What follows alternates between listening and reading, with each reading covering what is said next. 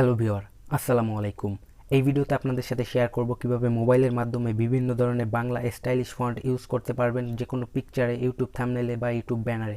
আপনারা চাইলে যে কোনো জায়গায় ব্যবহার করতে পারবেন কোনো রকম ঝামেলা ছাড়াই। শুধুমাত্র একটি অ্যাপ্লিকেশন ডাউনলোড করতে হবে। অ্যাপ্লিকেশন ডাউনলোড করা থেকে ফন্ট সেভ করা পর্যন্ত অল প্রসেস দেখিয়ে দেবো এই ভিডিওতে। সো ভিডিওটি সম্পূর্ণ দেখবেন।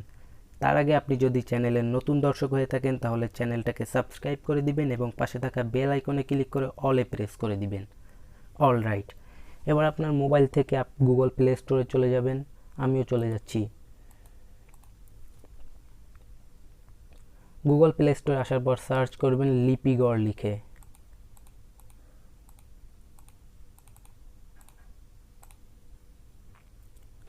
লিপিগড় লিখে সার্চ করার পর আপনারা এই সর্বপ্রথমে যে অ্যাপ্লিকেশনটি আসবে এই অ্যাপ্লিকেশনটি আপনারা ইনস্টল করে নেবেন। আমার আগে থেকে ইনস্টল করা আছে, সো আমি ডিরেক্ট ওপেন করে নিচ্ছি।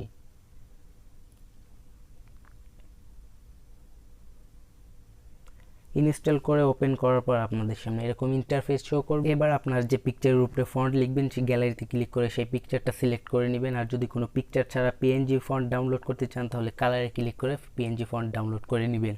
আমি দুইটাই দেখিয়ে দেবো। আমি প্রথমে একটি পিকচারের উপরে ফন্ট লিখে দেখিয়ে দেবো, তার জন্য আমি গ্যালারিতে ক্লিক করছি।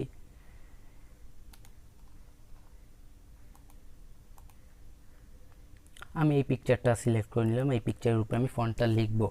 আপনারা যদি পিকচারটা ক্রপ করতে চান তাহলে ক্রপ ইমেজে ক্লিক করে পিকচারটা ক্রপ করে নেবেন। আমি ক্রপ করব না, তার জন্য নো থ্যাঙ্কসে ক্লিক করে দিচ্ছি। নো থ্যাঙ্কসে ক্লিক করার পর এবার ফন্ট লিখবেন কিভাবে। ফন্ট লেখার জন্য দেখবেন এখানে লিখুন লেখা আছে, এই লেখার উপরে ক্লিক করে দিবেন। এখানে লিখুন লেখাতে ক্লিক করে দেওয়ার পর আপনার এই লেখাটা একটু কেটে দিবেন। কেটে দেওয়ার পর আপনার যে ফন্টটা লিখবেন, যে ফন্টটা লিখতে চান সেই ফন্টটা আপনারা আগে লিখে নেবেন। আমি একটি ফন্ট লিখে নিচ্ছি। আমি আমার ফন্ট লিখে নিলাম। আপনারা আপনাদের ফন্ট লিখে নেবেন। ফন্ট লেখার পর ডানে ক্লিক করবেন। ডানে ক্লিক করার পর দেখতে পারবেন লেখাটা চেঞ্জ হয়ে আমি যে লেখাটা লিখেছি সেইটা চলে এসেছে। এবার এটার স্টাইল চেঞ্জ করার জন্য আপনারা ফন্টে ক্লিক করে দিবেন। ফন্টে ক্লিক করে দেওয়ার পর দেখতে পারবেন বিভিন্ন ধরনের স্টাইল আছে। আমি একটি স্টাইল সিলেক্ট করে দেখিয়ে দিচ্ছি। দেখতে পাচ্ছেন আগে যে স্টাইলটা ছিল আর এখন দেওয়ার পর অন্য একটি স্টাইল চলে এসেছে। আপনারা চাইলে আরও একটি স্টাইল দিতে পারবেন।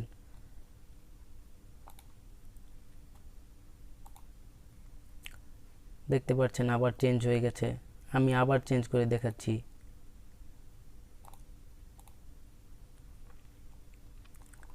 আমি এই স্টাইলটা সিলেক্ট করে নিলাম।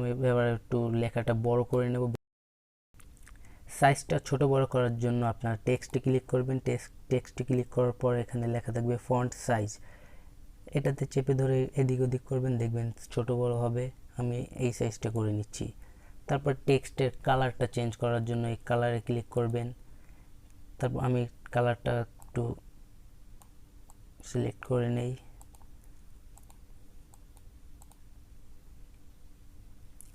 আমি এই কালারটা সিলেক্ট করে নিলাম। সরি, এই কালারটা ভালো লাগছে না এটার সাথে, কারণ ব্যাকগ্রাউন্ডটাও লাল, কালারটাও লাল। আমি অন্য একটি কালার সিলেক্ট করি।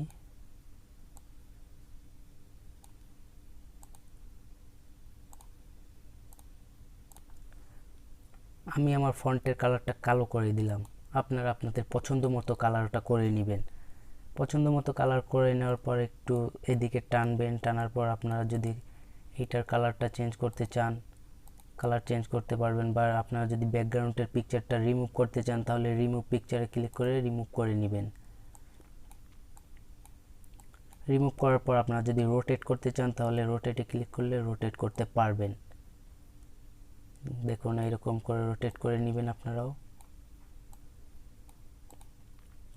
সব কিছু এডিট করার পর আপনার এটা সেভ করার জন্য সেভে ক্লিক করবেন। সেভে ক্লিক করে দেওয়ার পর একটা অ্যাড শো করবে। অ্যাডটা একটু লোড নেবে। লোড নেওয়ার পর অ্যাডটা আপনারা কেটে দিবেন। কেটে দেওয়ার পরে এখানে লেখা আছে আপনার ছবিটি সফলভাবে আপনার ফোন মেমোরিতে text on photo slash picture ফোল্ডারে সেভ হয়েছে। তার মানে আমার পিকচারটা ফোল্ডারে সেভ হয়ে গেছে। আমি দেখে নেব। তার আগে আমি আরও একটি পিএনজি ফন্ট ডাউনলোড করে দেখাবো। তার জন্য আমি ব্যাকে চলে যাচ্ছি। পিএনজি ফন্ট ডাউনলোড করার জন্য কালারে ক্লিক করবেন, কালারে ক্লিক করে দেওয়ার পরে এখানে কালারটা সাদা করে দিবেন। আমার সাদা করে দেওয়া আছে। সাদা করার পর আপনার ওকেতে ক্লিক করবেন। ওকেতে ক্লিক করার পর আমার আগের ফন্টটা দেখবেন থেকে যাবে। আপনারা চাইলে ফন্ট চেঞ্জ করে নিতে পারবেন। আমি চেঞ্জ করব না, কিন্তু আমি ফন্টের কালারটা একটু চেঞ্জ করব। তার জন্য কালারে ক্লিক করে দিচ্ছি। কালারে ক্লিক করে দেওয়ার পর কালার ফিল্টারে ক্লিক করব। কালার ফিল্টারে ক্লিক করে দেওয়ার পর ওকেতে ক্লিক করে দিচ্ছি।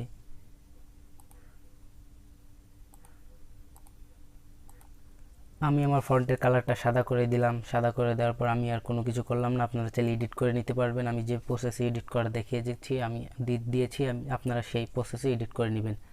এডিট করার পর আপনারা সেভ করার জন্য সেভে ক্লিক করে দেওয়ার পর আবার একটি অ্যাড শো করবে। অ্যাডটা আপনারা লোড নেওয়ার পর কেটে দিবেন। কেটে দেওয়ার পর আবার দেখবেন লেখা থাকবে আপনার ছবিটি সফলভাবে আপনার মেমোরিতে ফোল্ডারে সেভ হয়েছে। এবার ফন্টটা সেভ হয়েছে কিনা আমি সেটা মেমোরিতে গিয়ে দেখব। তার জন্য আমি অ্যাপ্লিকেশনটি কেটে দিচ্ছি। কেটে দেওয়ার পর আমি মেমোরিতে চলে যাচ্ছি। মেমোরিতে যাওয়ার পর একটু নিচে আসবো। নিচে আসলে একটা দেখবেন লেখা থাকবে টেক্সট অন ফটো নামের একটি ফোল্ডার। এই ফোল্ডারে ক্লিক করে দেবেন। ফোল্ডারে ক্লিক করে দেওয়ার পর লেখা থাকবে পিকচারে ক্লিক করবেন। পিকচারে ক্লিক করে দেওয়ার পর দেখবেন এখানে ফন্ট চলে এসেছে। আমি এই ফন্টটা প্রথমত ডাউনলোড করেছিলাম। দ্বিতীয় ফন্টটা হচ্ছে এইটা। দেখতে পাচ্ছেন ফন্ট দুটো সুন্দরভাবে ডাউনলোড হয়ে গেছে কোনো রকম ঝামেলা ছাড়া। আপনারা চাইলে এইভাবে আপনারা ফন্ট ডাউনলোড করতে পারবেন, যে কোনো পিকচারে আপনারা বসিয়ে নিতে পারবেন। আজকের ভিডিওটি এই পর্যন্ত। যদি ভিডিওটি ভালো লাগে তাহলে ভিডিওতে লাইক দিয়ে দিবেন। দেখা হচ্ছে পরবর্তী ভিডিওতে। সবাই ভালো থাকবেন। আসসালামু আলাইকুম।